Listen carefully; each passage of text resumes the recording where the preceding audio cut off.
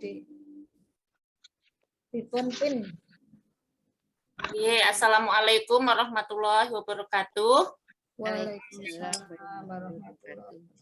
Alhamdulillahirrahmanirrahim. Puji syukur marilah kita panjatkan kepada Allah Subhanahu wa taala yang telah melimpahkan rahmatnya, melimpahkan nikmatnya sehingga kita dapat dipertemukan kembali di kajian Forsilam ini untuk menimba ilmu dan juga untuk saling bersilaturahmi dan tentunya terlebih lagi untuk meningkatkan keimanan kita, ketakwaan kita kepada Allah Subhanahu wa taala. Amin ya rabbal alamin. Tidak lupa juga sholawat serta salam kita haturkan pada junjungan Nabi Muhammad SAW yang sudah berjuang untuk membawakan ajaran Islam ini sehingga kita bisa menikmatinya sampai saat ini. Semoga syafaat dari Rasulullah SAW bisa kita rasakan di yaumil akhir kelak. Amin ya rabbal alamin. Baik, untuk menambah keberkahan acara kita, mari kita mulai dengan membaca basmalah dan juga Quran surat Al-Fatihah. A'udzubillahi minasyaitonirrajim. Bismillahirrahmanirrahim. Alhamdulillahirabbil alamin. Arrahmanirrahim. Maliki yaumiddin. Iyyaka na'budu wa iyyaka nasta'in. Ihdinas syiratal mustaqim. Syiratal ladzina an'amta 'alaihim ghairil maghdubi 'alaihim waladdallin. Amin. Selanjutnya, sebelum masuk ke acara inti, saya Nur Indah Septriani, staf pengajar dari Fakultas Biologi, sebagai pembawa acara untuk kajian Forsilam kali ini akan membacakan susunan acaranya. Yang pertama adalah pembukaan, yang kedua pembacaan ayat Al-Quran, yang ketiga adalah materi inti yang akan dipandu oleh Ustazah Tika Faizah, kemudian tanya jawab dan sesi penutup.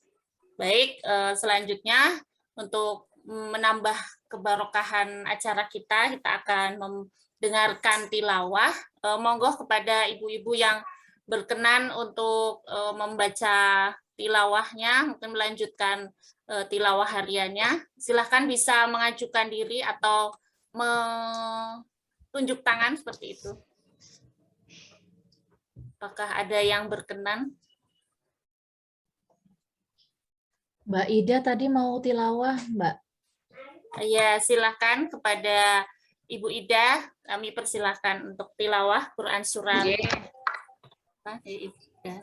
Melanjutkan tilawah ya tadi, Oke. Nah, insya Allah akan dibacakan surah Ar-Rahman, guys. Surah Ar-Rahman itu surah ke-55, ayat 1 sampai dengan 25. Monggo bisa disimak sareng-sareng. A'udzu billahi minasyaitonir rajim.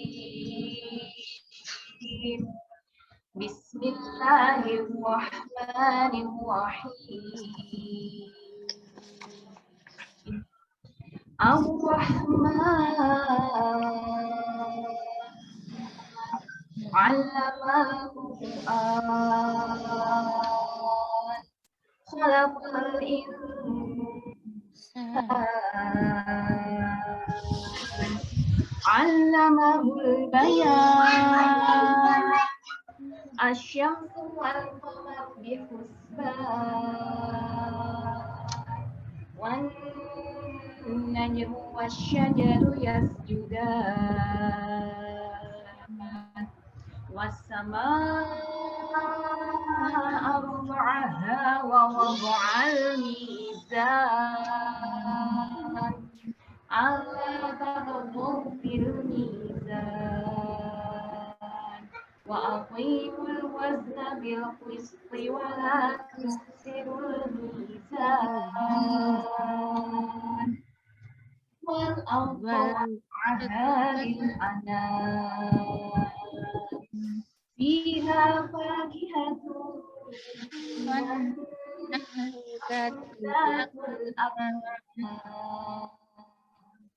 wal habbu wal 'asri wal rayhan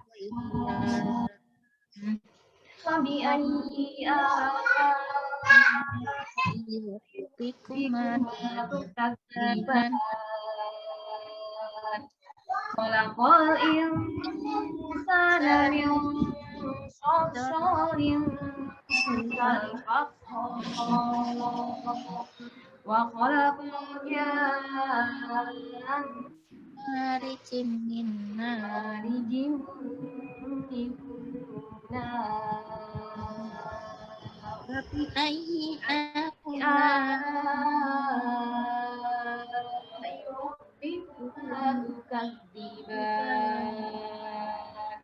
Rabbul masyriqaini wa rabbul maghribaini Wabi ayyi rabbikuma tukadziban. Marajal bahwaini yaltaqiyan bainahuma barzakhun la yabghiyan. Fabi ayyi ala'i rabbikuma tukadziban. Yakhruju minhuma al-lu'lu'u wal marjan. Wabi ayyi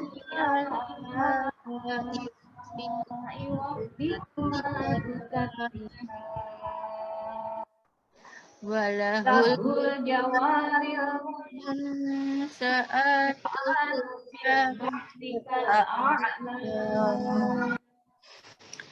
Wabi ayyi rabbikuma tukadziban. Matur nuwun sangat, Masya Allah, Alhamdulillah. Tadi ada yang menirukan, sembari kita membetulkan taksim kita bersama. Jadi, Masya Allah, di surah Ar-Rahman ini kita berkali-kali diingatkan untuk mensyukuri nikmat Allah. Dan salah satu nikmat yang luar biasa yang juga ditempatkan di ayat kedua adalah tentang Al-Quran yang telah diajarkan oleh Allah.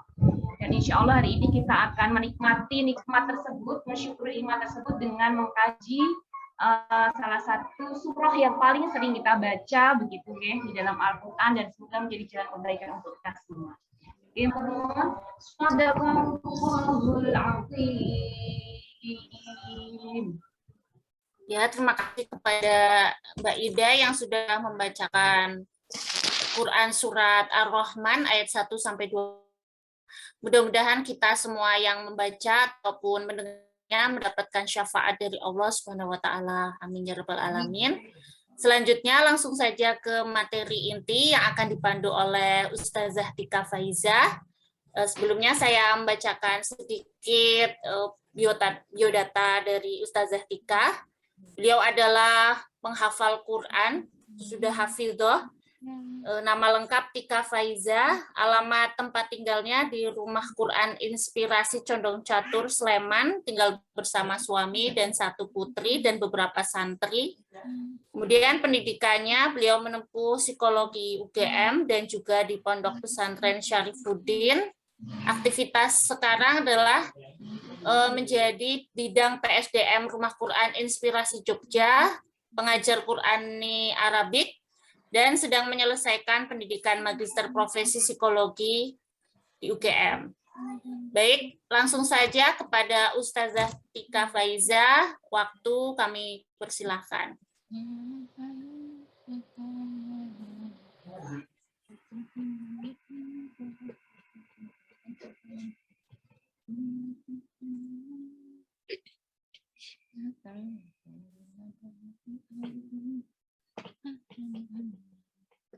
Baik, bismillahirrahmanirrahim.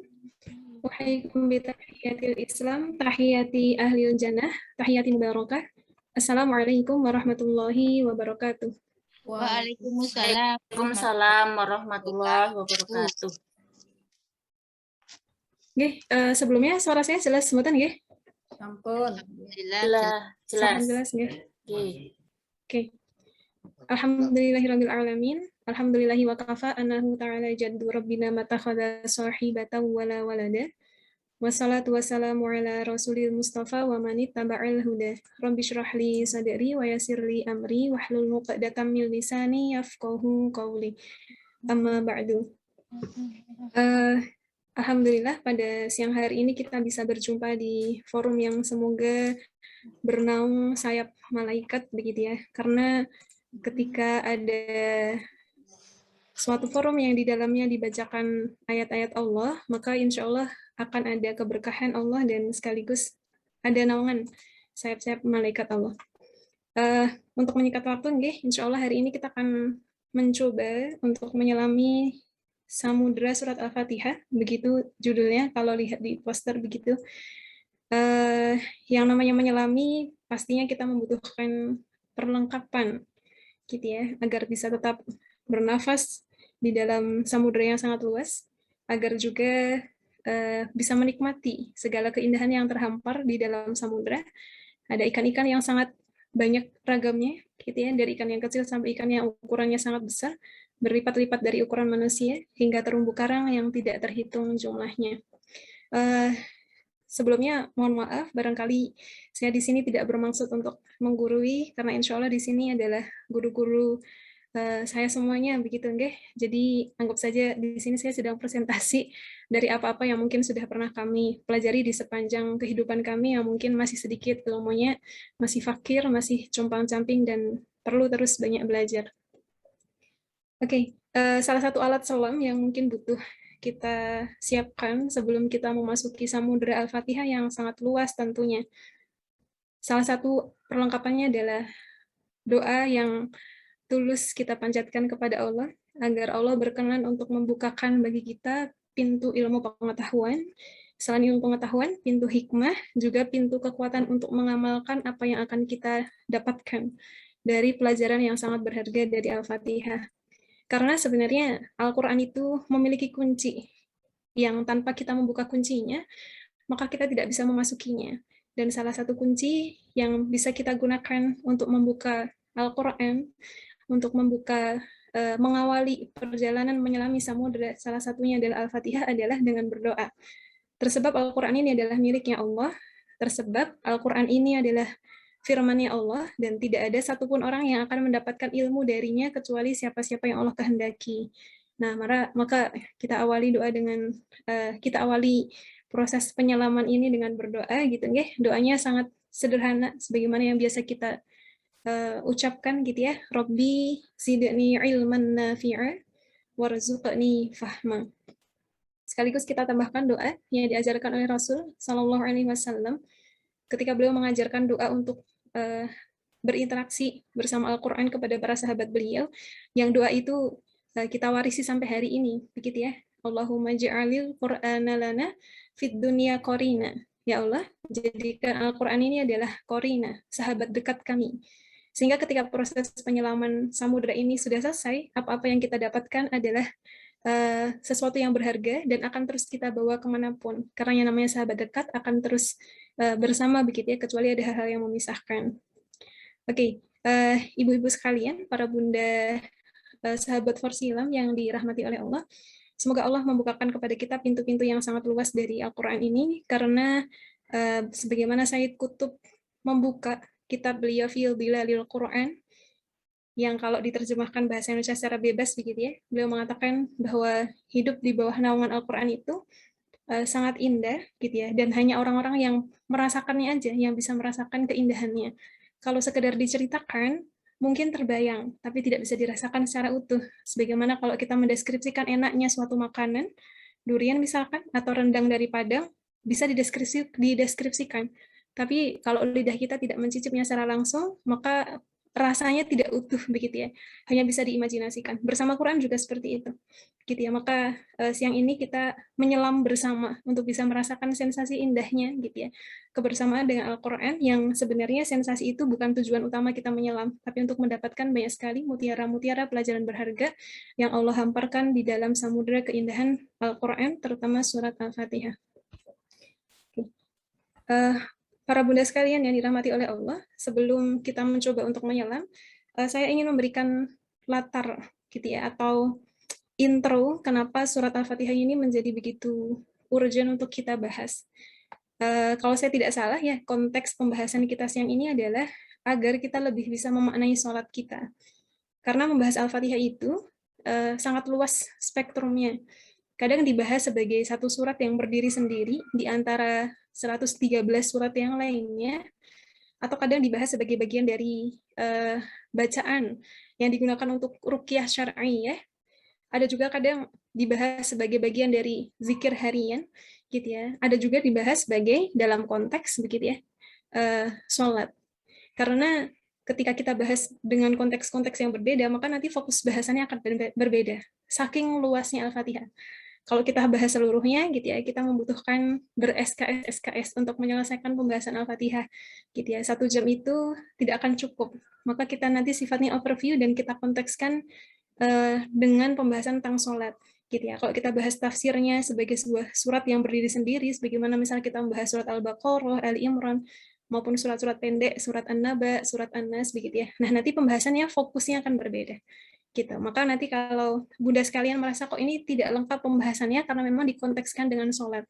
Kecuali kalau berdiri sendiri sebagai suatu surat gitu ya, maka dia akan dibahas dengan sangat detail gitu ya, panjang dan lebar, dan tentunya tidak akan cukup hanya dengan 1 jam gitu ya. Biasanya butuh berkali-kali pertemuan untuk bisa menuntaskan dengan pembahasan yang jauh lebih rinci. Baik, kita mulai. Bismillahirrahmanirrahim. Dalam salah satu surat di Al-Quran gitu ya, terutama surat-surat yang bicara tentang perintah Allah gitu ya, dalam bab ini adalah bab sholat gitu ya, setidaknya terulang minimal 12 kali gitu ya. Perintah apa itu? Perintah untuk aqimis sholah atau aqimus sholah. Kalau yang saya kutip di sini ini adalah surat Al-Baqarah ayat 43. Wa aqimus sholata wa atuz zakata warka'u ma'ar raki'in. Dan di ayat ini adalah diksi, pilihan kata yang Allah gunakan untuk mengambil suatu syariat bernama perintah untuk sholat. Apa yang Allah gunakan di sini? Allah menggunakan kata aqimu, maknanya adalah dirikanlah oleh kalian. Nanti di surat Toha gitu ya, bahasanya aqim gitu ya, tidak menggunakan aqimu karena objek pembicaraannya, orang yang diajak bicara adalah Nabi Musa secara personal. Aqimis sholata li dzikri. Tapi kalau ayat ini Allah sedang berbicara dengan banyak gitu ya, banyak audiens sehingga menggunakan kata aqimu. Dirikanlah oleh kalian gitu ya, sholat. Nah, kenapa menggunakan kata aqim gitu ya? Ini memiliki makna yang sangat dalam gitu ya. Karena aqimu itu artinya mendirikan sholat dengan pengondisian gitu ya, pra ketika dilakukan dan pasca. Beda dengan ketika ayatnya berbunyinya if'alu, lakukanlah sholat, if'alu sholat, lakukanlah sholat. Gitu ya. Kalau lakukan berarti sekedar dilakukan, yang penting terlaksana.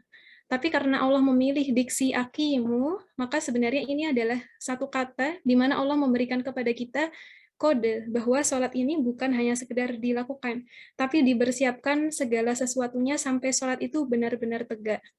Kalau dilakukan, ya pokoknya sholat begitu ya, mau di akhir waktu, mau sholatnya seperti apa, ya yang penting dilakukan. Tapi kalau aqimu itu mengandung preparasinya sangat besar gitu ya.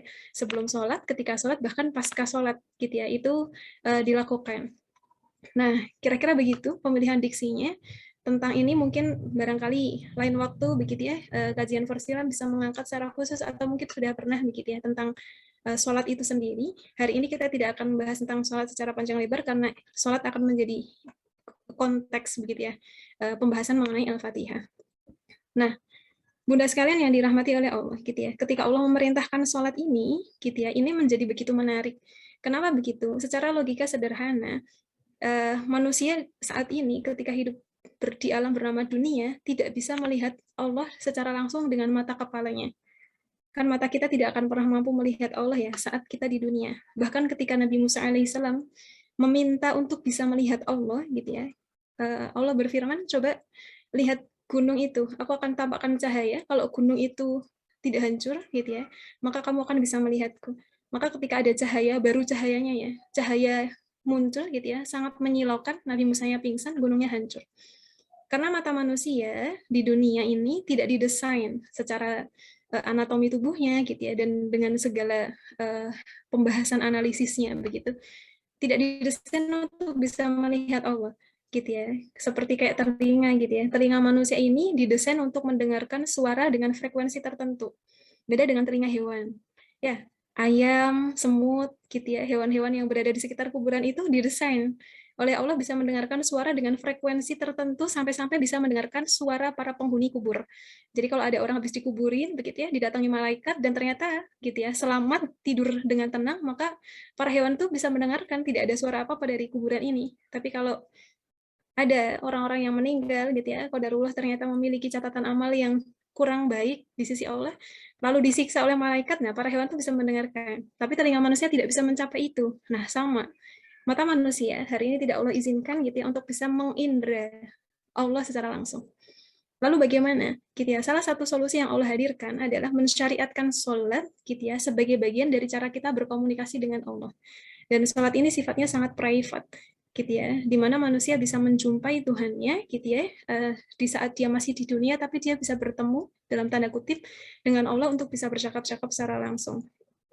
Oke, Bunda sekalian yang dirahmati oleh Allah gitu ya, sholat ini juga yang nanti gitu ya di hari akhirat gitu ya, diriwayatkan oleh Imam At-Tirmizi dalam hadis beliau gitu ya, bahwa sholat ini adalah amal soleh yang menjadi pintu gerbang gitu ya, terhadap penghisapan amal-amal yang lain. Jadi kalau sholatnya selamat, insya Allah ini adalah hadis yang sangat populer ya, semuanya juga sudah pernah mendengar, ini sifatnya hanya review. Gitu ya. Sesungguhnya amal yang pertama kali dihisap pada seorang hamba pada hari kiamat adalah sholatnya. Maka jika sholatnya baik, gitu ya, maka baiklah, kemungkinan baiklah gitu ya, seluruh amal-amalnya. Gitu ya. Jika sholatnya baik, maka ia beruntung dan berhasil. Jika sholatnya rusak, gitu ya, maka dia telah gagal dan rugi. Nah, ketika Allah memerintahkan sholat, di saat yang sama Allah memberikan arahan kepada Nabi Muhammad untuk disampaikan ke kita, bahwa sholat itu bukan hanya sekedar diperintahkan, tapi bahkan dia menjadi pintu gerbang pertama ketika amal-amal itu dihisap di hari akhirat. Ya kalau sholatnya gagal, maka amalan di belakangnya, amalan-amalan yang lain, gitu ya, sangat mungkin itu juga tidak lolos untuk mengalami proses audit, gitu ya, diaudit langsung oleh Allah nanti di hari akhirat, gitu. Maka betapa para ulama ini dari dulu ya, dari zamannya sahabat Rasul Shallallahu Alaihi Wasallam gitu ya, sampai ulama zaman ini, ulama-ulama kontemporer menaruh perhatian yang sangat besar terhadap sholat karena dia adalah pintu gerbang gitu ya. Kalau auditnya berhasil gitu ya, lolos, dinyatakan lolos, maka kemungkinan amal yang lain akan lolos gitu ya. Kalau audit terhadap sholatnya tidak diloloskan gitu ya, maka sangat mungkin amal yang lain tidak lolos karena sholat adalah cerminan kehidupan seseorang gitu ya. Bagaimana sholatnya maka akan kelihatan dalam kesehariannya. Jadi kalau ada orang kok kelihatannya sholat, tapi mungkin masih misalkan korupsi gitu ya, atau mungkin kalau mahasiswa gitu ya, ada menconteknya gitu ya, atau mungkin plagiasinya dan seterusnya, itu bisa dilihat dan dievaluasi dalam sholatnya gitu ya. Pasti ada sesuatu dengan sholatnya gitu ya. Jadi kalau kita ringkas ya bahasa Rasul Shallallahu Alaihi Wasallam ini, sholat adalah cerminan kehidupan manusia. Begitu sholatnya bagus, insya Allah bisa didapati kesehariannya juga bagus. Kalau kesehariannya bagus gitu ya, tapi kok sholatnya tidak bagus, berarti gitu ya ada yang ditutup-tutupin gitu ya. Karena sebenarnya sholat ini adalah cerminan dari keseharian manusia. Nah, Bunda sekalian yang dirahmati oleh Allah gitu ya. Saya boleh izin jeda sebentar nih, karena di sini barusan azan dan kebetulan kami sampingan dengan masjid dan sunnahnya azan adalah mendengarkan. Jadi saya mohon jeda untuk 1-2 menit sebentar saja.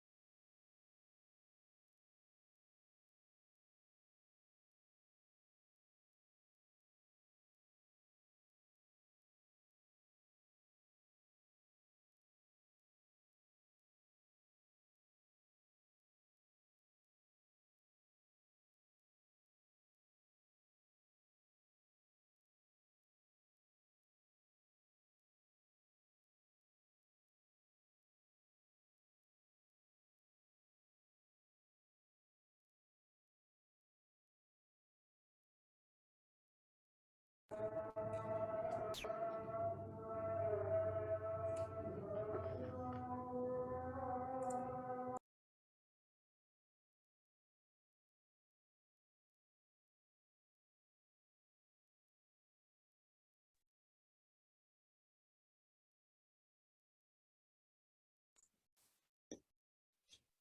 baik, kita lanjutkan. Baru saja azannya selesai, karena kami sampingan persis dengan masjid, bagian dari sunnah untuk mendengarkan azan terlebih dahulu. Baik, kita lanjutkan.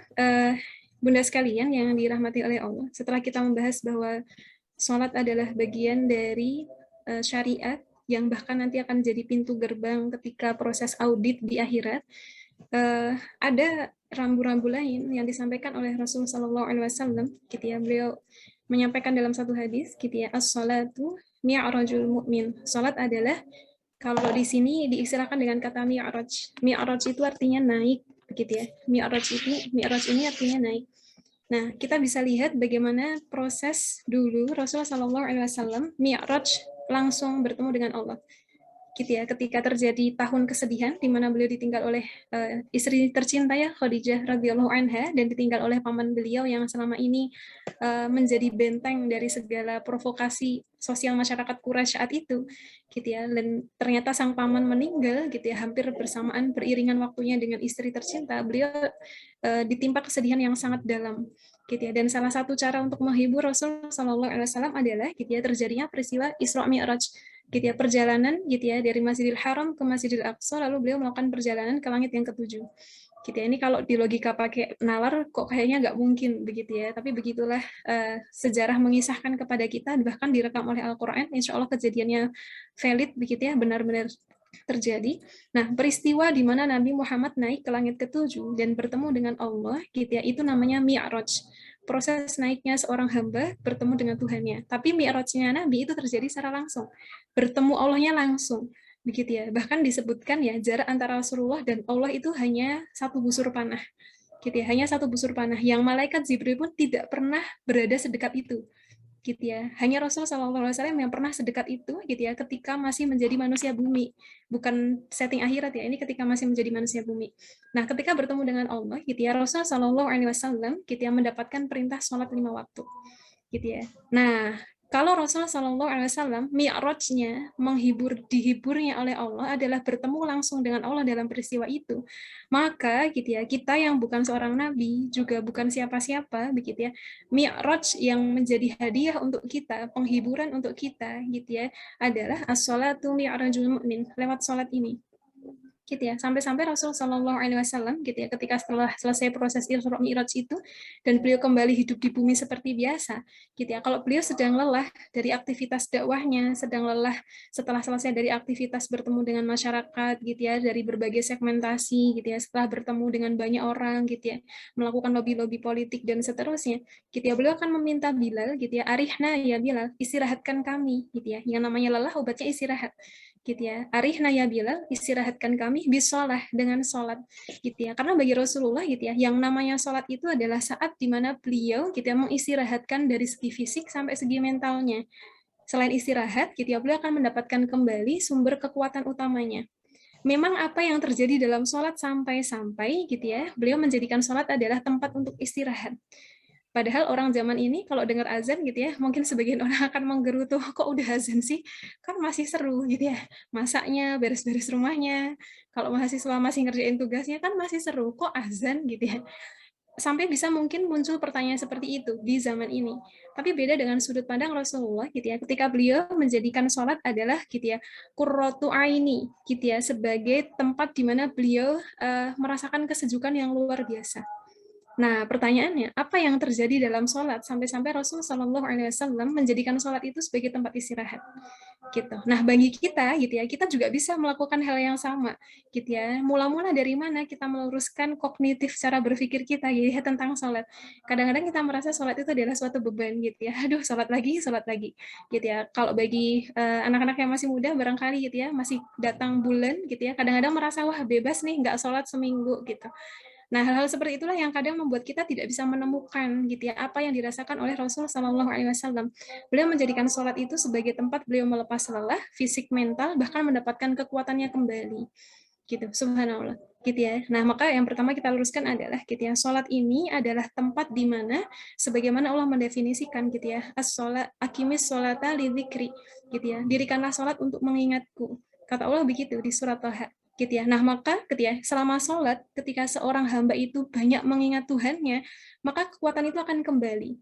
Gitu ya, seperti sebagaimana kita merasakan jenuh, bosan dan lelah, kita bertemu dengan orang yang sangat kita sayangi. Ya senang aja begitu ya, senang terus yang mungkin awalnya bad mood, yang mungkin awalnya malas ngapa-ngapain, udah pengennya rebahan, ketemu dengan orang yang kita cintai, ketemu dengan orang yang kita sayangi, semangat itu kembali pulih. Nah, yang begitu itu dalam hidupnya Rasul hanya bertemu dengan Allah. Gitu ya, paling tinggi. Beliau punya orang-orang yang beliau sayangi, orang-orang yang dekat dengan hati beliau banyak sekali. Bahkan para sahabat Rasul itu merasa dirinya lah yang paling dekat dengan Rasul. Gitu ya, saking dalam interaksi sosial keseharian, Rasul itu selalu baik dengan siapapun. Sampai semua orang merasa sayalah yang paling dekat dengan Rasul. Gitu ya. Tapi sebenarnya di hati Rasul yang paling dekat hanyalah kepada Allah. Dari kalangan manusia juga ada, begitu ya. Tapi prioritas paling tinggi adalah Allah. Maka beliau menjadikan pertemuan dengan Allah dalam bentuk sholat itu sebagai tempat untuk gitu ya, melepaskan lelah, gitu ya, mendapatkan keteduhan, gitu ya. Lalu beliau akan mendapatkan energi kembali untuk melakukan aktivitas berikutnya. Nah, itu jika kita pandang dari sudut gitu ya, tazkiyatun nafsnya. Nah, nanti akan ada perbedaan saat kita membahas dari sudut fikihnya, gitu ya. Ya, sholat itu bagian dari syariat, gitu ya. Kalau kita meninggalkan sholat, gitu ya, disebutkan dalam hadis, batas antara seorang dengan kekafirannya adalah sholat. Begitu tidak sholat, berarti dia kafir, gitu ya. Perkara di sholatnya dapat kekuatan, perkara di sholatnya dapat melepas lelah, perkara di sholatnya dapat kesejukan, nah itu urusan yang lain. Kalau di bab fikih gitu ya, sholat akan dipandang sebagai bagian dari kewajiban yang harus ditunaikan. Pokoknya harus sholat begitu ya. Itu kalau dalam pandangan fikih gitu ya. Apalagi untuk sholat 5 waktu tidak ada tawar-menawar. Nah, kalau di hadis ini kita temukan dari sudut pandang lain, pembahasan tentang sholat, bahwa sholat itu adalah pertemuan seorang hamba dengan Tuhannya, di mana dalam sholat itu seorang hamba bisa bertemu dalam tanda kutip gitu ya, sehingga dia bisa mengembalikan segala hal yang mungkin tadi sudah hancur lebur dalam aktivitas sehari-hari, mungkin perasaannya, mungkin pikirannya, mungkin lelah badannya, nah diutuhkan kembali ketika sholat. Bagaimana caranya kita bisa merasakan itu semua? Salah satu pintu yang bisa kita masuki untuk merasakan itu adalah menyelami Samudra Al-Fatihah. Nah, kita menemukan konteksnya. Kenapa Al-Fatihah ini menjadi sangat penting agar kita bisa meniru sebagaimana Rasul Shallallahu Alaihi Wasallam kita mencontohkan kepada kita bahwa salat adalah tempatnya istirahat. Jadi kalau kita lelah justru disuruh salat, begitu ya, menjadikan salat sebagai tempat istirahat. Tidak menafikan kita juga butuh tidur, butuh makan. Rasul juga demikian, gitu ya. Cuman ini memberikan isyarat bahwa salat itu bagi beliau adalah sesuatu yang sangat signifikan dalam hidup beliau, bukan sebagai beban, juga bukan dianggap sebagai sekedar kewajiban yang penting ditunaikan, bukan, tapi diposisikan sebagai gitu ya, suatu amal yang memiliki derajat yang sangat tinggi. Bahkan nanti kalau kita lihat di hadis ya tentang komparasi amal soleh gitu ya, sholat selalu punya kedudukan sangat tinggi dibanding amal-amal yang lain. Begitu. Oke. Bagaimana caranya kita menyelami salah satu surat gitu ya yang kita baca di sholat yaitu Al-Fatihah untuk bisa menemukan perasaan di mana kita bisa berjumpa dengan Allah gitu ya. Karena kalau pas kita sholat gitu ya, para bunda sekalian yang dirahmati oleh Allah, pikiran kita ada di mana. Kadang waktu takbir itu masih sadar gitu ya, saya sedang sholat. Begitu mulai baca doa iftitah gitu ya, pikirannya sudah kemana-mana gitu ya. Kalau yang mahasiswa mungkin, waduh besok saya ketemu sama dosen, saya belum persiapan, itu barusan takbir, pikirannya udah ke sana, ke sini gitu ya. Kalau yang lain misalkan, wah baru takbir hujan deras, pikirannya pergi kemana? Pergi ke tempat jemuran, gitu. Jemurannya belum diambil, padahal hujan deras, gitu ya. Baru takbir, baru ingat kompornya belum dimatikan. Wah nanti kalau gosong gimana? Sampai-sampai dibatalin sholatnya, matiin kompor. Nah itulah yang terjadi saat kita sholat, gitu ya. Pikiran dan hati kita kadang tidak hadir bersama mulut kita yang sudah bertakbir.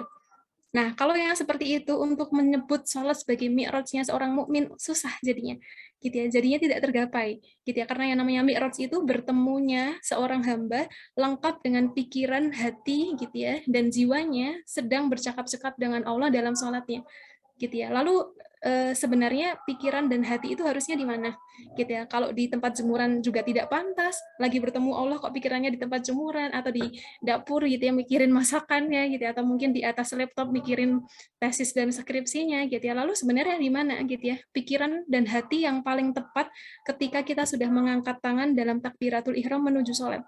gitu ya. Apakah di atas sajadah gitu ya? Barangkali kalau di semua tempat tidak pantas, ya barangkali kita di atas sajadah gitu ya. Mungkin pas di atas sajadah, kadang-kadang pikiran kita memperhatikan ya, ini kok sajadahnya nggak simetris ya, gitu ya.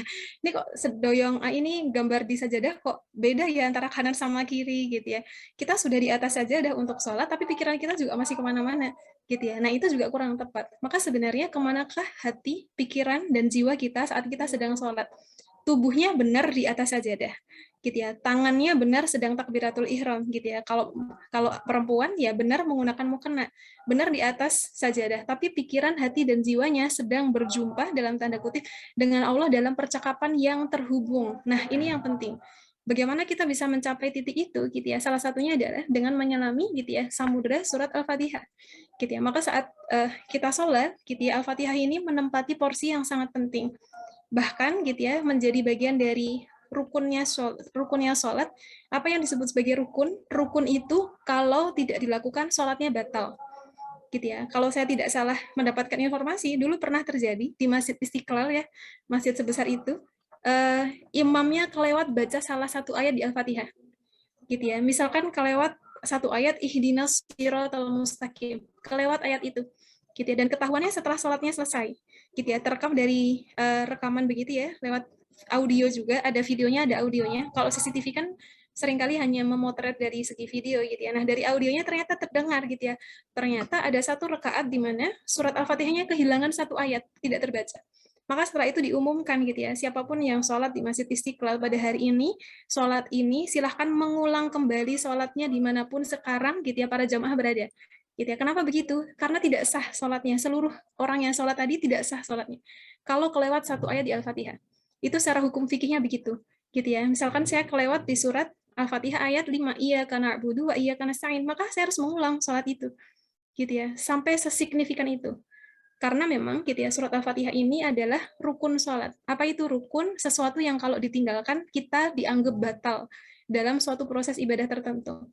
Nah, termasuk Al-Fatihah. Gitu ya. Nah, itu kalau dilihat dari segi fikihnya. Nah, kalau kita lihat dari segi tazkiyatun nafsnya, atau kita lihat dari segi bagaimana ulama memaparkan tentang Al-Fatihah yang dikontekskan dengan sholat, gitu ya, maka kita bisa lihat, bunda sekalian yang dirahmati oleh Allah, Al-Fatihah ini ayatnya jumlahnya 7. Sebagai bagian dari tambahan pengetahuan, gitu ya, para ulama berbeda pendapat mana yang merupakan ayat 1 dari Al-Fatihah. Gitu ya, jumlahnya 7, tapi berbeda pendapat dalam hal gitu ya, yang ayat 1 yang mana.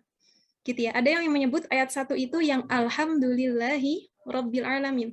Itu ayat 1, lalu nanti yang ayat yang terakhir ini ya, siratal ladzina an'amta alaihim, dia terpecah jadi 2 ayat. Ya, kalau di Quran standarnya kita ya, siratal ladzina an'amta alaihim sampai akhir ayat itu 1 ayat. Tapi nanti akan ada yang memecahnya menjadi 2 ayat, sehingga tanpa basmalah pun tetap 7 ayat. Karena ayat terakhir dipecah jadi 2.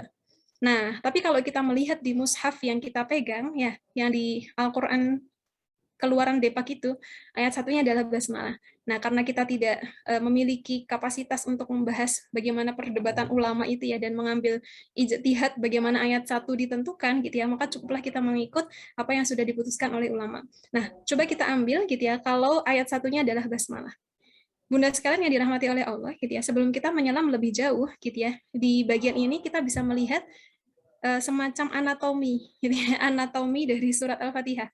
Dan sebenarnya 114 surat di Al-Quran itu punya anatominya, gitu ya, pemetakan tema-temanya. Ayat ini sampai ayat ini cerita apa, korelasinya dengan ayat berikutnya apa, korelasi dari ayat 1 dan ayat terakhir itu apa, korelasi surat ini dengan surat berikutnya apa. Kalau di ilmu Quran namanya munasabah, begitu ya, hubungan satu ayat, hubungan satu surat dengan bagian-bagian yang lain dari Al-Quran. Nah, kalau di Al-Fatihah ini bisa kita lihat, gitu ya, ayat 1 sampai ayat yang keempat, dari ayat Bismillahirrahmanirrahim sampai Maliki Yaumiddin, gitu ya, ini membahas tentang pengenalan sebenarnya Allah itu siapa. Gitu ya. Pengenalan ini dimulai karena Allah memperkenalkan diri. Subhanallah ya. Allah sendiri yang memulai pertama kali untuk memperkenalkan dirinya. Gitu ya. Itu menunjukkan betapa Allah memiliki bagian gitu ya dari dirinya, sifat untuk gitu ya mendekat kepada hambanya lebih dahulu. Gitu ya. Sebelum kita minta untuk Allah berkenalan, Allah sudah memperkenalkan dirinya. Dari mana kita mengetahui itu? Dari ayat 1 sampai ayat keempat. Ayat itu membahas tentang sebenarnya Allah itu siapa, gitu ya. Nah, tema yang kedua, saat Allah sudah menjelaskan, gitu ya, dirinya itu siapa, ayat yang kelima, gitu ya, iyyaka na'budu wa iyyaka nasta'in, itu membahas tentang suatu hal yang lebih spesifik lagi. Ayat 1 sampai 5 itu adalah pengenalan Allah, 1 sampai 4, ayat yang kelima itu adalah salah satu gitu ya, ikrar yang diucapkan oleh manusia sebagai hamba Allah setelah mengenal Allah itu siapa. Semacam misalkan saya adalah seorang lulusan SMA, lalu ada kakak-kakak angkatan yang datang ke SMA lalu mempromosikan misalkan UGM. Gitu ya, UGM itu seperti apa sih? Lalu dijelaskan oleh para kakak-kakak itu, UGM itu begini, begini, begini, begini. Dengan penjelasan yang super luar biasa, sampai-sampai menimbulkan impresi. Ternyata UGM keren sekali. Gitu ya. Nah, terus gitu ya, setelah kakak-kakak itu selesai menjelaskan apa itu UGM, segala prestasi dan seterusnya, lalu kami sebagai calon mahasiswa mengeluarkan satu statement. Wah, kalau begitu, saya tak kuliah saja di UGM. Nah, statement ini keluar karena sudah mengenal UGM itu seperti apa. Nah, di Al-Fatihah juga seperti itu. Ayat 1 sampai 4 itu adalah ayat di mana konten isinya adalah Allah memperkenalkan dirinya dengan perkenalan yang sangat dahsyat. Ya, yang siapapun kalau menggunakan logika, akalnya, hatinya, pikirannya, jiwanya gitu ya, tidak mungkin tidak pasti akan mengeluarkan statement ayat kelima. Jadi ayat kelima itu adalah statement kita sebagai manusia, gitu ya, yang keluar dengan begitu saja, dengan sukarela, gitu ya, setelah mengetahui Allah itu siapa. Dan statement ini keluar gitu ya, karena kita mengakui betul ternyata Allah itu sedahsyat itu. Nanti kita akan bahas lebih detail ya, sedahsyat apa sih gitu ya. Kita akan lihat perkenalan Allah di ayat 1 sampai 5. Nah, setelah kita mengakui gitu ya, Allah itu ternyata sedahsyat itu dan kita menyatakan suatu pernyataan, ya Allah, hanya padamu kami menyembah dan padamu kami mohon pertolongan, disusul ayat berikutnya. Kalau kami ya betul. Ya. Kalau kami ingin jadi hamba-Mu, kalau kami ingin jadi orang yang sangat dekat dengan-Mu, wahai Tuhan yang sangat luar biasa, terus kami harus gimana? Nah, Allah menuntun kita untuk mengucapkan doa, bunyinya ihdinas siratal mustaqim. Gitu ya. Lalu kita disambung oleh ayat yang ke-6 ini. Tunjukilah kami jalan yang lurus, ya Allah, untuk bisa menjadi orang-orang yang sangat dekat dengan-Mu. Ibarat kata, kalau saya tadi adalah anak SMA, gitu ya, saya nanya sama kakak tingkat, kalau saya pengen masuk UGM, saya harus gimana, Mbak? Gitu ya. Berikan saya arahan untuk bisa gitu ya masuk dalam klasifikasi gitu ya dianggap sebagai seorang mahasiswa UGM melalui berbagai proses seleksinya. Nah, ayat yang ke-6 ini kita diarahkan oleh Allah untuk berdoa. Ya Allah gitu ya, berikan kami petunjuk gitu ya bagaimana sih caranya gitu ya untuk bisa menyembah-Mu dengan cara yang benar. Bagaimana kami berinteraksi dengan-Mu dengan cara yang Engkau benarkan gitu ya dan seterusnya. Nah, itu ayat yang ke-6. Nah, lalu gitu ya di ayat yang ke-7 gitu ya, ini ayat yang terakhir gitu ya, dideskripsikan gitu ya. Deskripsi tentang apa gitu ya. Bunda sekalian yang dirahmati oleh Allah, ayat yang ke-6 ini di bagian tengahnya ada kata sirot ya. Semoga kelihatan. Sebentar, atau saya besarkan dulu. Oke. Di ayat yang ke-6 ini ada kata sirot nih di tengah. Sirot itu artinya jalan. Ke arah mana kami harus menuju? Jalan mana yang harus kami tempuh, gitu ya, atau gaya hidup seperti apa yang harus kami lalui untuk menjalani hidup ini, agar kami, gitu ya, Engkau akui sebagai, gitu ya, hamba-hamba yang dekat denganmu. Kira-kira begitu. Ya, kira-kira begitu. Nah, terus, gitu ya, didefinisikan, ya, sirot jalan yang seperti apa. Di ayat yang ke-7 dijawab, gitu ya, siratal ladzi, yaitu, gitu ya, jalan orang-orang alladzi an'amta 'alaihim. Jalan orang-orang yang Engkau beri kenikmatan hidup. Nah, subhanallah ya.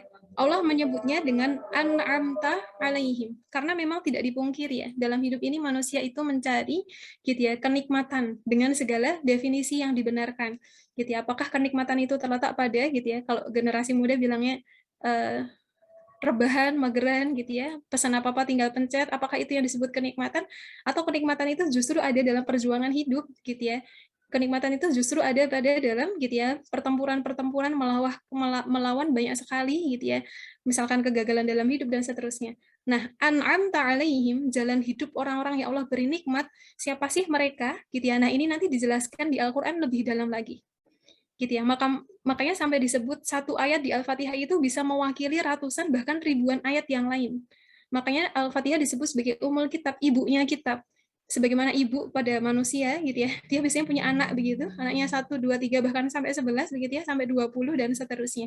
Nah, Al-Fatihah ini satu ayatnya bisa mengandung, mewakili, merepresentasikan gitu ya, ratusan bahkan ribuan ayat yang lainnya. Termasuk di ayat yang ke-7 ini. Ketika kita minta dikasih petunjuk jalan hidup yang lurus, itu jalannya siapa sih? Gitu ya. Dijawab oleh ayat yang ke-7, jalan orang-orang yang Allah beri nikmat. Nah, orang yang diberi nikmat itu siapa? Begitu ya. Nanti dijawab oleh Allah di surat Al-An'am gitu ya, ayat 62 gitu ya. Yang disebut orang yang diberi nikmat itu siapa gitu ya? An-nabiyyin, para nabi gitu ya, wasiddiqin dan orang-orang yang sidik gitu ya, wasyuhada dan para syuhada wassolihin dan orang-orang solih. Jadi ada 4 role model yang Allah sediakan di Al-Qur'an untuk ditiru gaya hidupnya gitu ya. Nah, terus di bagiannya terakhir gitu ya, dijawab lagi, bukan jalan orang-orang yang engkau murkai, bukan pula jalan yang sesat.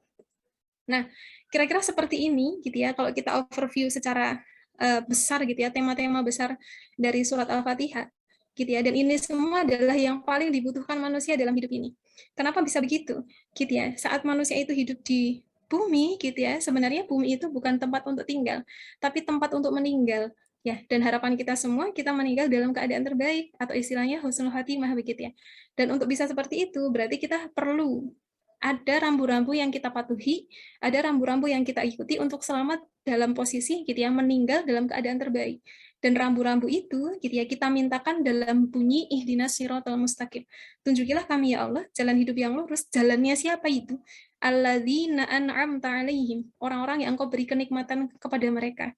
Siapa sih orang yang didefinisikan sebagai orang yang punya nikmat? Ternyata Allah tidak mendefinisikan misalkan Fir'aun yang kaya raya bahkan mengaku dirinya Tuhan. Ternyata bukan itu. Gitu ya. Atau misalkan di dalam Al-Qur'an gitu ya, ada sosok-sosok yang lain gitu ya. Ada Jalut gitu ya, seorang raja gitu ya. Bukan raja ya. Jalut itu orang yang kekar badannya gitu ya, tinggi besar gitu ya. Apakah dialah orang yang diberi kenikmatan? Ternyata bukan juga. Nah, siapa lagi yang Allah beri kenikmatan gitu ya? Apakah orang-orang yang gitu ya, kaya raya tapi karena mengurangi timbangan gitu ya, korupsi, apakah dia yang diberi kenikmatan? Ternyata bukan. Gitu ya. Alladzina an'amta inilah yang menjadi kunci bagaimana kita mengambil kiblat, bagaimana kita mengambil role model dalam kehidupan kita yang dengan menjadikannya role model maka seseorang akan selamat dalam hidupnya. Gitu ya, dan memberikan pengecualian ghairil maghdubi alaihim waladhdallin gitu. Nah, Bunda sekalian yang dirahmati oleh Allah, ini adalah gambaran besar bagaimana Al-Fatihah itu tersusun gitu ya. Kalau dulu waktu kami belajar gitu ya, kepada syekh kami ditanya gitu ya, siapa sih sebutkan ayat di Al-Qur'an. Al-Qur'an itu ada 30 juz, 114 surat dan 6.000 sekian ayat gitu ya. Para ulama sedikit berbeda pendapat tentang jumlah kepastian ayat di Al-Qur'an gitu ya. Ada yang menyebut 6.200 sekian gitu ya, dan seterusnya. Dari 6.000 ayat itu berikan satu ayat yang bisa mewakili gitu ya, keseluruhan ayat di Al-Qur'an. Kalau surat yang bisa mewakili seluruh 30 juz itu adalah Al-Fatihah. Kalau ayat yang bisa mewakili keseluruhan itu adalah ayat yang kelima. Sebuah ikrar yang diucapkan oleh seorang hamba setelah mengenali sebenarnya siapa Tuhannya. Ayat yang mewakili 6.000 ayat bunyinya adalah iyyaka na'budu wa iyyaka nasta'in. Ya, Al-Qur'an itu kalau diperas, diringkas, diambil intisarinya hanya satu ayat itu. Iyyaka na'budu wa iyyaka nasta'in. Tapi sebelum akhirnya kita bisa memeras dan meringkas, bahkan memberikan ikrar itu, maka kita perlu diawali dengan istilahnya al-fahmu, suatu kefahaman gitu ya. Karena Islam ini dibangun bukan berdasarkan dengan sekedar doktrinasi, tapi bahkan Allah menurunkan ayat pertamanya, Iqra bismi rabbikal ladzi khalaq. Bacalah dengan menyebut nama Tuhanmu yang menciptakan, gitu ya. Kita disuruh untuk punya ilmu sebelum pada akhirnya gitu ya kita beribadah gitu ya, karena Allah itu diibadahi bukan dengan kebodohan gitu ya, Allah diibadahi dengan ilmu. Nah, termasuk forum kita pada siang hari ini agar sholat-sholat kita itu bukan hanya sholat-sholat yang dipenuhi dengan gerakan-gerakan gitu ya, gerakan-gerakan yang bahkan kita tidak tahu apa yang kita baca dalam sholat, agar sholat-sholat kita itu ketika tangan kita sudah bertakbir, kaki kita berdiri di atas sajadah, hati kita tersambung dan langsung bisa berbicara dengan Allah. Sehingga sholat itu rasanya benar-benar sebagai charger gitu ya, charger dalam hidup gitu ya, tempat untuk melepas lelah gitu ya, dan sholat itu menghubungkan kita yang bukan siapa-siapa dengan Allah yang memiliki alam semesta. Oke, kira-kira begitu. Sekarang gitu ya, mari kita coba lihat lebih dalam lagi gitu ya. Kita coba lihat lebih dalam lagi gitu ya, sebenarnya seperti apa sih Allah memperkenalkan dirinya, gitu ya, sampai-sampai kita bisa mengikrarkan gitu ya bahwa ya Allah, hanya padamu loh kami itu menyembah karena nggak ada yang lebih keren, gitu ya, nggak ada yang lebih hebat, tidak ada yang lebih layak untuk disembah selain dirimu. Mudah sekalian yang dirahmati oleh Allah, gitu ya. Saya mohon pertolongan kepada Allah untuk menyampaikan ayat ini karena ini bukan ayat yang biasa, gitu ya. Ini juga bukan ayat yang sederhana, gitu ya. Biasanya guru-guru kami mengajarkan kalau mau nyampein tentang Al-Fatihah memang butuh preparasi, gitu ya. Karena subhanallah ini adalah kita menjelaskan ulang bagaimana Allah itu mengenalkan dirinya, gitu ya. Dan saat kita mengenalkan Allah, gitu ya, wah itu sesuatu yang besar, gitu. Nah, dari mana kita mulai? Kita mulai dari Bismillahirrahmanirrahim. Sekali lagi saya mohon maaf kalau nanti penjelasannya tidak terlalu komprehensif gitu ya, karena waktu kita terbatas dan kita kontekskannya, kebutuhannya untuk bagaimana sholat-sholat kita memiliki makna yang lebih dalam lagi. Oke, kita lihat dulu part pertama dari anatomi surat Al-Fatihah. Oke, nah kita bisa merujuk di kitabnya Imam An-Nawawi Al-Bantani, seorang ulama asli Indonesia, gitu ya, karena ada nama ulama yang sama ya, namanya Imam An-Nawawi, satunya Ad-Dimashqi.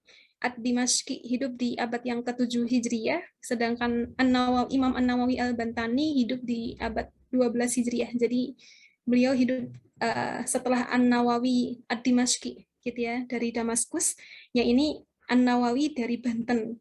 Nah, itu asli Indonesia. Gitu ya. Nah, dalam kitab tafsir yang beliau susun, gitu ya, beliau memberikan pembagian temanya, gitu ya. Ada apa aja sebenarnya di Al-Fatihah ini yang menjadi kurikulum yang wajib sekali dipelajari oleh seorang muslim, gitu ya. Nah, pertama gitu ya, di part ini kita akan mempelajari satu tema tentang sebenarnya Allah itu siapa, gitu ya. Kalau kita bertanya kepada orang pada umumnya, ya akan dijawab Allah itu ya Tuhan saya, gitu ya. Nah, tapi sayang sekali gitu ya, di Al-Qur'an gitu ya, kata Tuhan itu tidak ditemukan padanan yang tepat dalam bahasa Indonesianya. Ya, kita akan lihat gitu ya. Bismillah, kita akan mulai membahas tentang sebenarnya Allah itu siapa. Kita berdoa kepada Allah, semoga kita termasuk orang-orang yang Allah bukakan pintu untuk bisa mengenal dirinya dengan lebih dalam lagi. Oke. Bismillahirrahmanirrahim. Gitu ya. Kalau dalam terjemahan bahasa Indonesia, ayat ini diterjemahkan dengan menyebut nama Allah yang Maha Pengasih dan Maha Penyayang. Nah, terjemahan ini, Bunda sekalian yang dirahmati oleh Allah, adalah terjemahan yang ditujukan untuk memudahkan kita melihat konteks secara global. Gitu ya. Konteks secara global itu maksudnya kira-kiranya aja.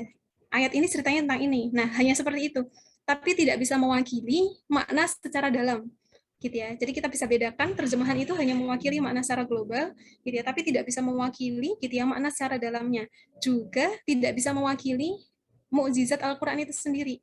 Mukjizat Al-Qur'an itu salah satu maknanya ada pada pemilihan kata dalam bahasa Arabnya. Ya, kenapa sih harus bismillah? Kenapa enggak yang lain? Nah, itu hanya bisa dipelajari saat kita membedah kata dalam bahasa Arabnya, bukan membahas terjemahannya. Gitu ya, langsung mereverse to gitu ya bahasa yang digunakan oleh Allah gitu ya secara original dalam bahasa Arabnya. Nah, kalau kita baca terjemahan dan kita tidak merasakan sesuatu yang hebat di sana, ya itu bisa dipahami karena memang terjemahan itu sifatnya hanya menghantarkan makna global, bukan menghantarkan mukjizatnya, juga bukan menghantarkan makna secara dalam. Nah, kita akan coba lihat secara ringkas, nanti kalau sekali lagi kalau kurang komprehensif karena waktu kita terbatas, apa yang Allah kenalkan pertama kali gitu ya di ayat pertama surat Al-Fatihah. Gitu ya. Kita menggunakan pendapat bahwa ayat satunya adalah basmalah. Karena nanti akan ada pendapat lain ayat satunya adalah alhamdulillah. Gitu ya. Oke, kita bahas dari sini ya. Bunda sekalian yang dirahmati oleh Allah. Gitu ya. Apa yang Allah perkenalkan dari ayat ini? Gitu ya. Allah sedang memperkenalkan bagaimana agar hidup kita selalu terhubung dengan Allah di ayat ini. Karena manusia itu sebenarnya hakikatnya sendiri dalam hidupnya. Kalaupun kita punya pasangan, kalaupun kita punya anak, gitu ya, benar beliau-beliau, mereka-mereka itu adalah bagian dari hidup kita. Tapi kepemilikannya tidak hakiki. Suatu ketika pasangan kita akan meninggal, kita meninggal, anak-anak kita meninggal, orang tua kita meninggal. Setelah meninggal, beliau-beliau akan kembali ke mana? Kembali ke Allah, pemilik yang paling asli. Dan bahasa gampangnya, kita hanya dititipi orang-orang yang kita sayangi di sekitar kita, gitu ya, pasangan kita, anak-anak kita, gitu ya, mungkin mahasiswa kita, gitu ya, kolega-kolega kita, itu semua hanya sifatnya titipan, gitu ya, dan relasinya bukan relasi yang sifatnya abadi, beda dengan kita dengan Allah, gitu ya, selamanya kita adalah miliknya Allah, gitu ya, dan tidak bisa dimiliki oleh siapapun secara hakiki. Nah, di ayat ini Allah memberikan kepada kita satu pengajaran. Bagaimana kita yang secara hakiki adalah miliknya Allah terus terhubung dengan Allah di semua situasi dalam hidup kita. Memang apa dampaknya saat manusia itu tidak terhubung dengan Tuhannya, seperti internet. Ya, kalau saya punya laptop dan saya punya handphone, gitu ya, dan handphone ini saya butuhkan untuk tethering. Kalau tetheringnya mati, maka laptop ini tidak akan bisa terhubung dengan internet. Tidak ada wifi pula, gitu ya. Maka sumber satu-satunya yang bisa menghubungkan laptop ini untuk bisa berselancar di internet, gitu ya, harus ada tetheringnya dan dari HP, gitu ya. Kalau HP-nya mati, gitu ya, tidak ada hotspot selulernya, gitu ya, maka laptopnya tidak bisa beraktivitas dengan baik. Bisa digunakan, tapi dia tidak akan terhubung dengan apapun. Nah, sama dengan hidup manusia. Kalau manusia itu tidak terhubung dengan Allah, fungsi hidupnya masih bisa berjalan, gitu ya. Kita lihat mungkin saudara-saudara kita yang bukan muslim gitu ya, mereka masih bisa ngapa-ngapain gitu ya, berkarya, berprestasi, masih bisa, masih gitu ya, tapi mereka tidak terhubung secara hakiki dengan Allah gitu ya, karena mereka bukan orang-orang yang mengimani bahwa Allah itu ada. Kok bisa begitu? Iya, gitu ya, terhubung yang pada akhirnya seluruh aktivitas mereka tidak punya nilai. Bahasa kitanya gitu ya, misalkan saya adalah seorang mahasiswa, saya ngerjain tugas, saya ngerjain UTS, saya ngerjain UAS, bahkan saya membuat tesis, itu semua tidak diakui oleh UGM. Nah, kenapa bisa begitu gitu ya? Karena gitu ya, saya tidak registrasi menjadi seorang mahasiswa. Saya mengerjakan tesis, iya, saya mengerjakan seluruh tugas, iya, tapi nama saya tidak ada dalam daftar mahasiswa gitu ya, sehingga ketika saya mengerjakan semua itu tidak ada nilainya. Gitu ya, sama dengan manusia. Gitu ya, kalau dia tidak terregistrasi sebagai seorang muslim, maka apapun yang dilakukan tidak memiliki nilai. Nah, pun sudah terregistrasi sebagai seorang muslim, sangat mungkin kita tidak terhubung gitu ya dengan Allah. Nah, salah satu cara menghubungkannya adalah dengan mengucapkan basmalah di semua aktivitas kita. Subhanallah. Gitu ya. Maka kita yang bukan siapa-siapa dengan segala kelemahan kita, gitu ya, Allah mengajarkan kita untuk mengucapkan basmalah gitu ya. Kenapa basmalah ini bunyinya begini? Pembahasannya panjang, tapi kita akan kutip satu saja karena ayat yang kita bahas banyak. Kita akan kutip satu saja. Di sebelah mananya? Di sebelah depannya. Karena nanti di bagian akhir akan diulang di ayat yang ketiga, kita bahas di ayat yang ketiga saja, di bagian depannya. Mudah sekalian yang dirahmati oleh Allah. Gitu ya. Basmalah ini diawali dengan huruf B, yang kalau dalam grammar bahasa Arab begitu ya, nahwu sharaf, namanya istilahnya al-ilsaq. Al-ilsaq itu ba yang punya makna kebersamaan. Gitu ya. Karena ba sesederhana huruf B begini, itu di Al-Qur'an ya, di bahasa Arab itu maknanya bisa sampai belasan. Nah, salah satu maknanya bi itu gitu ya, punya definisi al-ilsaq. Al-ilsaq itu bi yang menunjukkan kebersamaan. Makanya bunyinya bismi gitu ya, bukan misalkan huruf yang lain gitu ya. Misalkan apa ya? Asmi, tidak begitu, tidak ada maknanya begitu. Kenapa harus bi?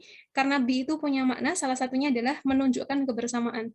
Jadi siapapun yang mengucapkan bismillah sebenarnya dia seperti sedang mengundang hadirnya Allah untuk turut campur dalam kehidupannya. Turut campur dalam makna untuk ditolong, dipermudah, diberkahi, yang seharusnya mengerjakan urusan itu misalkan butuh 3 jam gitu ya, karena Allah membantu gitu ya, turut campur gitu ya, akhirnya dari 3 jam hanya butuh 1 jam. Nah, itu salah satu keberkahan gitu ya, bagaimana kalau Allah itu sudah ikut campur dalam kehidupan seorang hambanya. Allah yang akan merekayasa sampai segala sesuatu itu menjadi sangat mudah.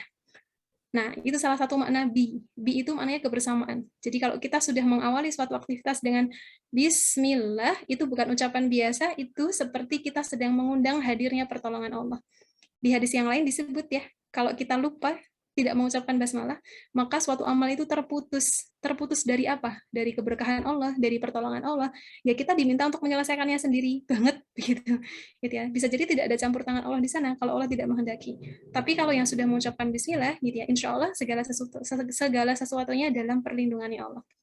Makna ringkasnya begitu, panjang lebarnya kapan-kapan semoga bisa dibahas secara mendalam gitu ya dengan beberapa kali sesi pertemuan. Nah, Bunda sekalian yang dirahmati oleh Allah gitu ya, kita masuk ayat yang kedua. Nah, ayat yang kedua ini gitu ya, para ulama membahas biasanya kalau konteksnya sholat biasanya dibahasnya dari ayat yang kedua. Ya, karena ada perbedaan fikih ya. Perbedaan fikihnya apakah bismillah itu dibaca dalam sholat apa tidak. Kalau dalam madhab Syafi'i dibaca gitu ya. Kalau di madhab yang lain basmalah karena bukan masuk Al-Fatihah jadi tidak usah dibaca. Gitu ya. Nah, biasanya kalau dibahaskan dalam konteks sholat biasanya langsung dibahas ke ayat yang kedua. Nah, di ayat yang kedua ini ada apa? Gitu ya. Nah, disinilah Allah mengintro dengan sangat dalam gitu ya, sebenarnya dirinya itu siapa. Gitu ya. Allah itu siapa sih sampai-sampai kita terpesona gitu ya, dan kita sampai bisa mengucapkan hanya padamu ya Allah kami akan mendedikasikan hidup, mendedikasikan semua lelah kita, semua karya, semua prestasi, semua amal hanya saya dedikasikan untukmu. Itu kira-kira makna iyyaka na'budu yang menjadi suatu ikrar gitu ya, yang diucapkan setelah kita mengenal sebenarnya Allah itu siapa. Memang Allah itu yang seperti apa? Bunda sekalian yang dirahmati oleh Allah gitu ya. Nah, kata alhamdulillah di sini ada alif lam yang mengawalinya, maknanya adalah keseluruhan. Jadi saat kita mengucapkan alhamdulillah gitu ya, maknanya adalah kita memuji Allah secara totalitas tanpa terkecuali dan tanpa ada ego di mana kita juga ingin dipuji. Itu salah satu maknanya. Gitu ya. Jadi saat kita mendapatkan misalkan ya suatu prestasi yang sangat besar, kita mengucapkan alhamdulillah, sebenarnya hati kita di saat yang sama pengucapan itu terjadi, hati kita sudah mengimani bahwa segala keberhasilan ini tidak terjadi kecuali atas izin Allah. Maka alhamdulillah ini memiliki makna yang sangat menarik gitu ya, agar manusia itu tahu diri bahwa segala hal yang baik dalam hidupnya tidak mungkin terjadi kalau Allah tidak mengizinkan. Makanya yang kita puji adalah Allah, bukan diri kita sendiri. Di hadis yang lain disebutkan, kalau sampai ada manusia itu gitu ya, mengaku-aku memiliki kesombongan gitu ya, maka sebenarnya dia sedang merebut dalam tanda kutip selendang kebesarannya Allah. Itu hanya istilah kiasan begitu nggih, selendang kebesarannya Allah. Karena sebenarnya yang pantas dipuji itu adalah Allah gitu ya. Nah, di bab ini kita belajar tentang akidah. Bagaimana kita mengakui bahwa Allah lah sang pemilik segala sesuatu. Pun sebaliknya, kalau ada suatu musibah dan bencana atau mungkin takdir hidup yang tidak sesuai ekspektasi. Pengennya A, kejadiannya B. Nah, kita disunahkan untuk mengucapkan alhamdulillah. Kenapa bisa begitu? Kalau kita punya nikmat, wajar kita mengucapkan alhamdulillah. Kalau kita dapat anugerah, wajar kita mengucapkan alhamdulillah.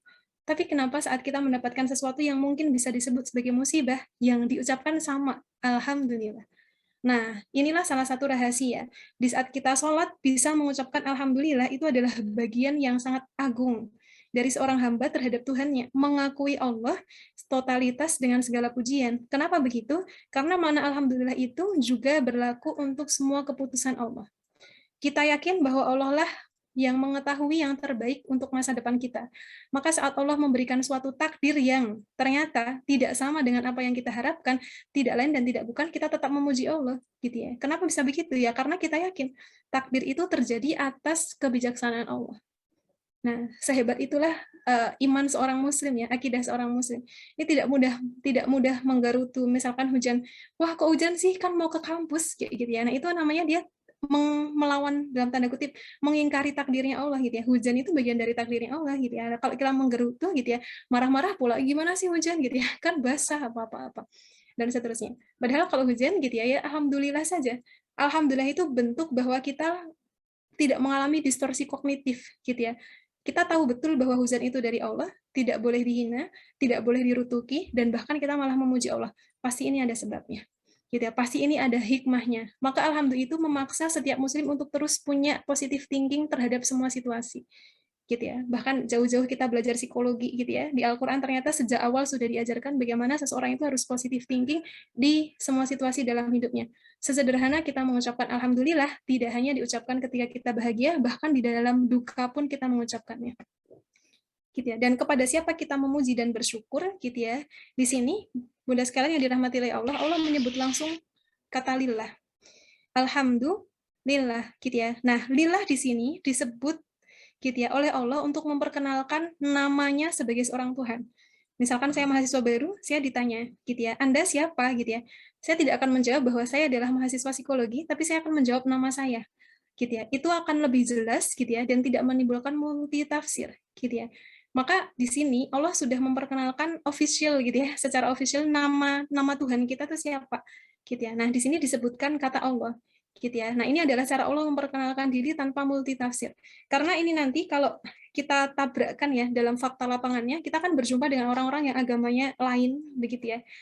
Nah, saat kita mengatakan alhamdulillah segala puji bagi Allah, nah pujian itu kembalinya pasti ya, hanya kepada Allah. Nah, kalau di agama lain bisa jadi menggunakan segala puji bagi Tuhan. Nah, Tuhan yang mana gitu ya, itu sangat multitafsir. Tuhan yang mana gitu ya. Makanya dalam Islam tidak menggunakan Mbak, waktunya kurang 4 menit lagi. Oke, siap. Gitu ya. Tuhan yang mana? Nggih, matur nuwun. Nggih, Tuhan yang mana gitu ya? Tuhan yang namanya adalah Allah gitu ya. Maka agar tidak multitafsir gitu ya, disebutkan langsung di situ. Nama Tuhan kita adalah Allah.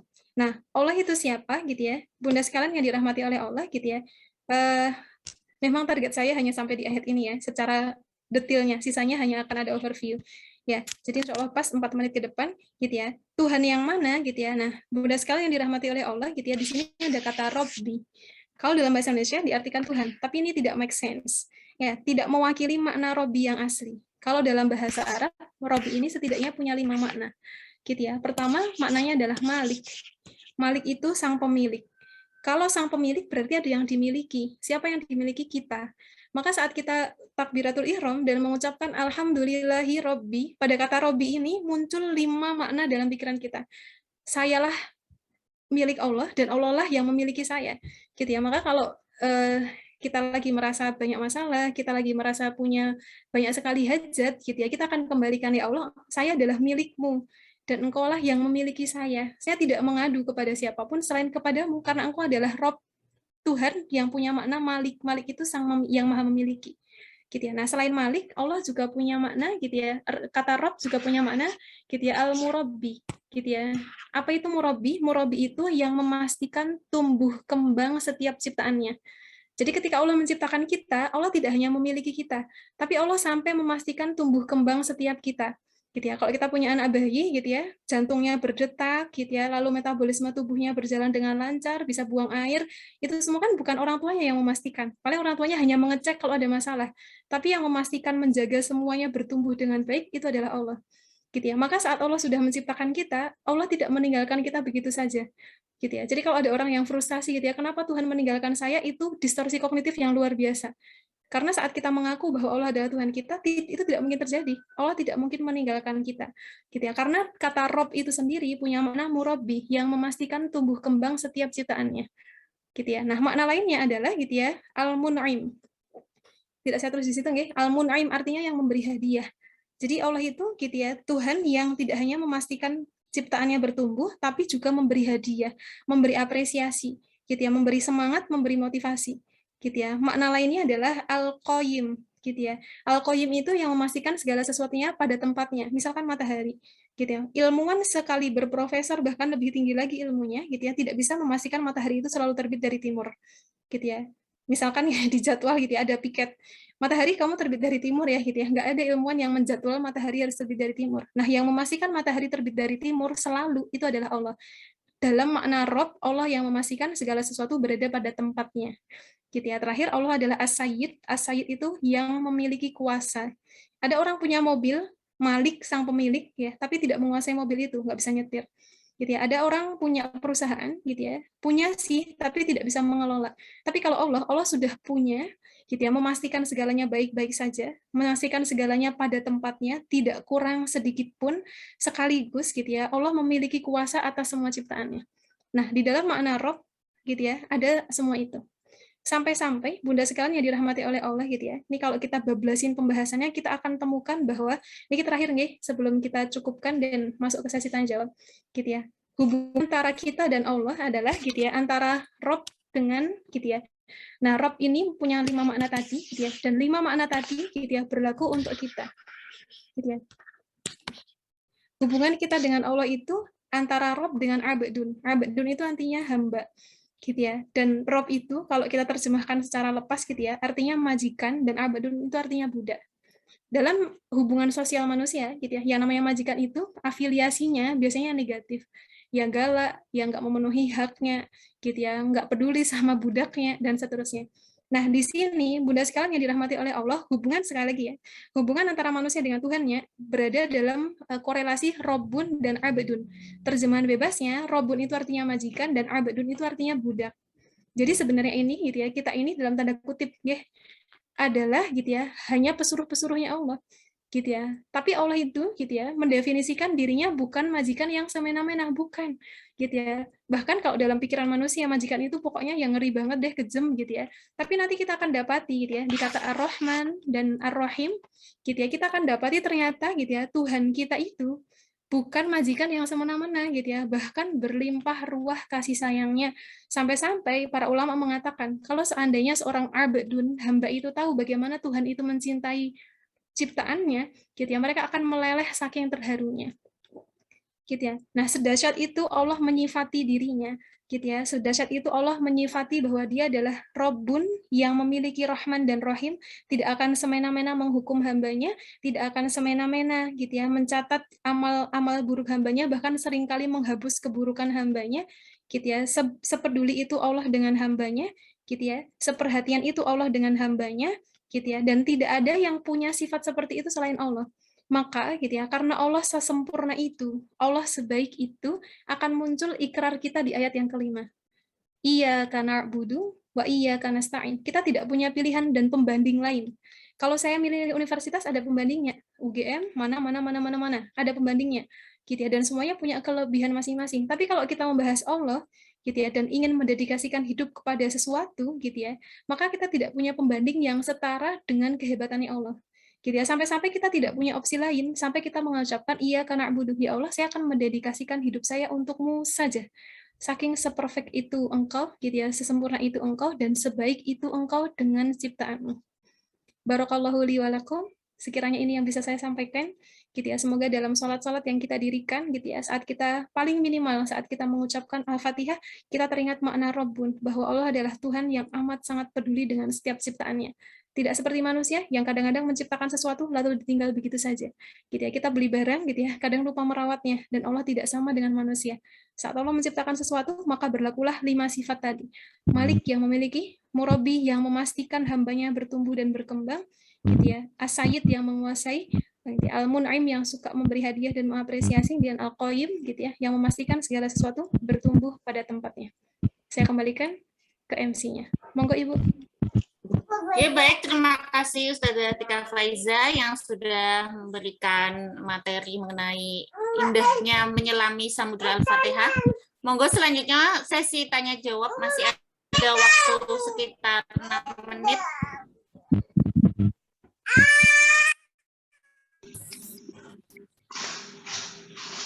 Assalamualaikum warahmatullahi wabarakatuh. Izin bertanya, Bunda-bunda. Silakan Ibu Tunjung Darmanti. Terima kasih. Assalamualaikum. Ustazah mau nanya. Waalaikumsalam. Monggo. Tadi mengenai apa? Surat Al-Fatihah yang kurang tadi yang di Masjid Istiqlal. Mereka suruh mengulang lagi sholatnya. Sementara kalau kita jamaah di masjid, kadang-kadang kita kan juga masbuk ya. Dan masbuk itu juga kadang kita tidak sempat membaca Al-Fatihah. Terus bagaimana ya Ustaz itu ya? Terima kasih. Oke. Untuk pertanyaan ini berarti ini masuknya ke ranah fikih, nggih, bagian dari ilmu fikih, karena di Islam kan banyak banget ya pembagian-bagian ilmu dari usul fikih, dan seterusnya. Nah, pertanyaan barusan masuknya ke bab fikih, bagaimana kalau kasusnya di Masjid Istiqlal tadi, gitu ya, kadang kita masbuk, bisa jadi, gitu ya, imamnya, ambil contoh kasus, misalkan imamnya kurang baca Al-Fatihahnya, kurang 1 ayat di rakaat pertama, gitu ya. Nah, di rakaat pertama itu sebenarnya sholat beliau sudah tidak sah, sampai rakaat keempat itu udah nggak dihitung lagi. Maka yang masbuk di belakang beliau menjadi tidak sah. Kalau imamnya tidak sah, maka makmumnya juga jadi tidak sah. Begitu. Jadi beliau juga harus tetap mengulang, karena gitu ya, imamnya sudah tidak sah sholatnya karena kurang baca Al-Fatihahnya, meskipun itu hanya 1 ayat. Begitu Bunda, kira-kira. Maksudnya gini, itu pas kondisi di Masjid Istiqlal ya, kan itu intinya ngulang karena ayatnya kurang ya, atau mungkin tidak baca, karena Al-Fatihah itu hukumnya wajib ya, rukunnya. Maksud saya kalau saya tidak di Masjid Istiqlal tapi di masjid lain, kan kalau namanya masbuk kan berarti tidak sempat membaca Al-Fatihah, itu beda ya? Oh gitu, ya beda kasus. Nah, ini ada beberapa pendapat dari Imam Madhab, nanti bisa di-reverse kalau dalam bahasa Indonesia, kitab yang cukup komprehensif untuk membahas ini, barangkali nanti bisa jadi rujukan bersama, referensinya bisa dibaca di Silsilah Fiqhul Hayah ya, judulnya begitu, tapi kalau dalam bahasa Indonesia judulnya Seri Kehidupan, Seri Fikih Kehidupan, ditulis oleh Ustadz Ahmad Sarwat, beliau orang Indonesia asli, di bab sholat nanti bisa dibaca di sana secara detailnya. Ringkas jawabannya adalah, menurut Madhab Syafi'i, ada 4 imam madhab, saya kutip satu saja nggih. Menurut madhab Imam Syafi'i, kalau kita masbu, imamnya sudah rukuk, lalu kita ikut rukuk, kan kita nggak sempat baca Al-Fatihah. Padahal dalam madhab Syafi'i, membaca Al-Fatihah itu wajib bahkan bagi makmum. Jadi teknis cara bacanya, kalau menurut madhab Syafi'i, setelah imam membaca ayat terakhir, siratal ladzina an'amta 'alaihim sampai amin, nah imamnya berjeda sebentar. Itu kalau madhab Syafi'i nggih, ini imamnya. Nah, setelah imamnya berjeda sebentar, gitu ya. Nah, makmumnya mulai baca Al-Fatihah. Itu madhab Syafi'i. Tidak boleh hanya diam saja. Diam hanya ketika imam membaca Al-Fatihah.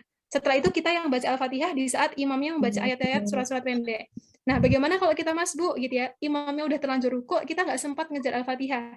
Nah, ini pengecualian. Kalau sudah rukuk, kita langsung ikut rukuk. Terus Al-Fatihahnya kita gimana? Dianggap sudah diwakili oleh imam. Jadi insya Allah salatnya tetap sah.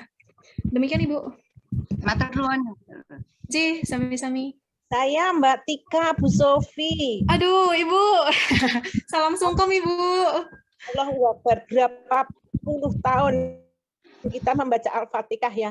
Tapi ternyata yang disampaikan Mbak Tika luar biasa. Mungkin nanti saya minta rekamannya ya, supaya ini sampai saya nangis Mbak Tika. Supaya saya merasa, kenapa ya bahwa Allah, kita tuh ya, kita merasa dekat, tapi dengan penjelasan Mbak Tika itu saya merasa, ya Rabbi, Allah tuh, Allah ya Akbar, gitu ya Mbak Tika. Nah Mbak Tika, kan ada di dalam penjelasan bahwa Al-Fatihah itu kan dialog manusia dengan Allah. Saat kita membaca satu ayat, maka Allah membaca itu ya. Apakah memang kadang-kadang di dalam pada saat kita membaca Al-Fatihah itu, saya tuh misalnya iya kayak bunuh iya saya terlewat itu saya baleni lagi gitu loh Mbak, supaya saya iya karena tadi saya juga keceplosan ya, iya karena butuh, iya karena saya hanya engkau lah yang hanya sembah dan itu ya. Jadi itu kan sepertinya kan sudah sampai akhir, kemudian saya pengen merasa apa ya, meyakini lagi bahwa saya hanya menyembah Allah dan meminta pertolongan pada itu kan bisa ya di dalam sholat, dalam satu proses kita sholat gitu Mbak. J, nggih, matur nuwun pertanyaannya Bunda Sofi. Ya, kami biasa memanggil beliau Bunda gitu ya, guru kami tercinta di psikologi. Nggih, salam sungkem kagem Bunda Sofi. Izin mencoba untuk sharing nggih, tidak bermaksud menggurui. Setahu pemahaman kami gitu ya, dulu guru kami juga pernah ditanya dengan pertanyaan serupa. Lalu jawabannya kira-kira gitu ya, kalau tidak menjadi kebiasaan tidak apa-apa. Gitu ya. Dalam pengertian misalkan ada satu sesi sholat di mana kita sangat ingin mengulang satu ayat berkali-kali untuk memantapkan hati. Iya karena budu, wa iya karena stain. Kita seperti sedang mendekte hati dan pikiran kita bahwa inilah hidup kita yang akan didedikasikan seluruhnya untuk Rob yang punya kebaikan yang luar biasa begitu. Nah, kita baca berkali-kali itu boleh, tapi catatannya tidak menjadi kebiasaan. Jadi kayak setiap sholat begitu terus gitu. Tapi kalau sesekali gitu, nah itu masih tidak masalah dan diperbolehkan. Demikian Ibu. Ya karena kadang-kadang kan kita nggak kadang-kadang lewat gitu ya baca Al-Fatihah gitu karena sudah ya memang itu bacaan kita jadi kayaknya tidak. Tapi terus loh, kok aku tadi tidak nganu ya, saya kok pengen meneguhkan bahwa hanya Engkau lah ya Allah, yang itu kan terus saya ngulang lagi gitu ya. Nah, betul. Ya, Syukron Mbak Tika. Nanti kamarnya dibagikan ya panitia, matur nuwun. Nggih, matur nuwun. Insyaallah kami bagi. Nggih, matur nuwun. Mohon maaf karena waktunya terbatas sehingga hanya bisa 2 pertanyaan. Mudah-mudahan bisa bertemu dengan Ustazah Tika di lain waktu, di lain kesempatan, dan bisa berdiskusi lagi. Baik, untuk selanjutnya adalah acara pemberian sertifikat kepada Ustazah Tika yang akan, mungkin Ibu Endang akan memberikan kesan-kesan untuk Ustazah Tika. Saya mohon izin menyela sebentar, boleh, Bu? Iya, boleh, silahkan. Nggih, jika boleh request, barangkali mungkin dipanggil Mbak Mawon, nggih. Karena yang di sini Mbak. Ya, guru-guru kami. Ya, Mbak, ya. Mbak. Karena sebenarnya panggilan ustadzah itu kalau secara aslinya nggih itu levelnya profesor. Kalau aslinya, nggih, aslinya ustadzah itu artinya profesor. Nggih, dipanggil Mbak Mawon mungkin lebih nyaman. Amin. Sama ini mohon maaf Mbak, di stop share screen-nya supaya kami bisa share Monggo, Bu.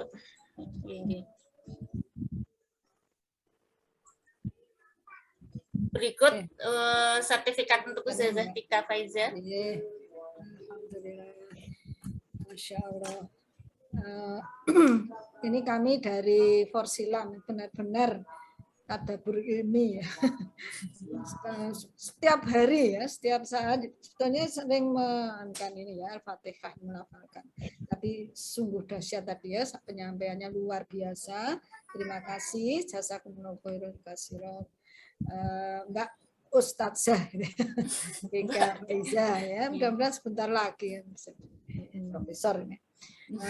Semoga semua yang sudah disampaikan pada kami ini nanti tentu akan sangat bermanfaat bagi kami semua, Ibu-ibu Forsilam, dan menjadi amal jariah bagi Mbak Ustazah Tika Faiza yang insya Allah pahalanya tidak akan putus. Terima kasih sekali lagi. Jazakumullah khairan. Turun. Terima kasih. Terima kasih atas waktunya Ibu-ibu yang sudah meluangkan waktu ke acara Forsilam ini. Mudah-mudahan untuk 2 minggu ke depan bisa bergabung kembali dan di tema-tema yang tidak kalah menarik juga. Terima kasih. Mari kita tutup dengan membaca hamdalah. Alhamdulillahirabbil alamin. Astagfirullahaladzim, astagfirullahaladzim, astagfirullahaladzim. Dan doa penutup majelis. Subhanakallahumma wa bihamdika asyhadu alla ilaha illa anta astaghfiruka wa atubu ilaik. Assalamualaikum warahmatullahi wabarakatuh. Waalaikumsalam warahmatullahi wabarakatuh. Ibu-ibu semuanya.